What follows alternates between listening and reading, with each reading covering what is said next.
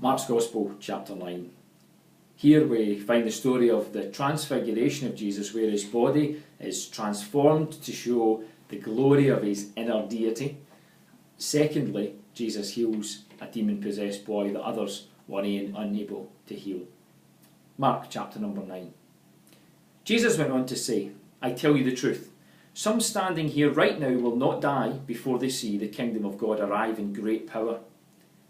6 days later, Jesus took James, Peter, and John and led them up to a high mountain to be alone. As the men watched, Jesus' appearance was transformed. His clothes became dazzling white, far whiter than any earthly bleach could ever make them. Then Elijah and Moses appeared and began talking with Jesus. Peter exclaimed, "It's wonderful for us to be here. Let's make here 3 shelters as memorials, one for you, one for Moses, and one for Elijah." He said this because he didn't really know what else to say, because they were all terrified. Then a cloud overshadowed them, and a voice from the cloud said, "This is my dearly loved son. Listen to him." Suddenly they looked round about. Moses and Elijah were gone, and they could only see Jesus with them. As they went back down the mountain, he told them not to tell anyone what they'd seen until the Son of Man had risen from the dead. So they kept it to themselves.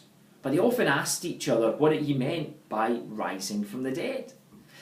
Then they asked him, "Why do the teachers of the religious law insist that Elijah must return before the Messiah comes?"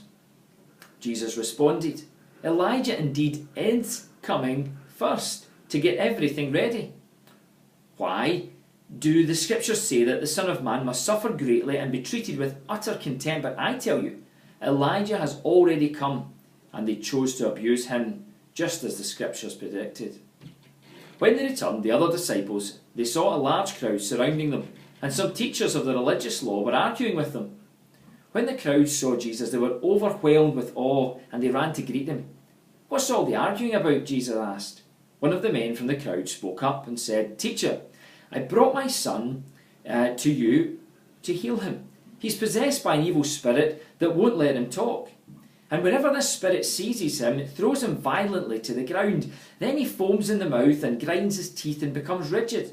So I asked your disciples to cast out the evil spirit, but they couldn't do it." Jesus said to them, "You faithless people, how long must I be with you? How long will I put up with you? Bring the boy to me."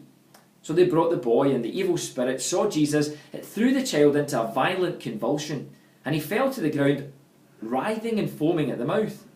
"How long has this been happening?" Jesus asked the boy's father. He replied, "Since he was a boy.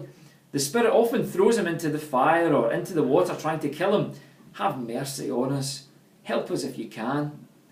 "What do you mean, if I can?" Jesus asked. "Anything is impossible if a person believes." The father instantly cried out, "I do believe, but help me overcome my unbelief." Then Jesus saw that the crowd of onlookers was growing. He rebuked the evil spirit. "Listen, you spirit that makes this boy unable to hear and speak," he said, "I command you to come out of this child and never enter him again." Then the spirit screamed and threw the boy into another violent convulsion and left him. The boy appeared to be dead. A murmur ran through the crowd as the people said, "He's dead." But Jesus took him by the hand and helped him to his feet, and he stood up. Afterwards, when Jesus was alone in the house with his disciples, they asked him, "Why couldn't we cast out the evil spirit?" Jesus replied, "This kind can be cast out only by prayer."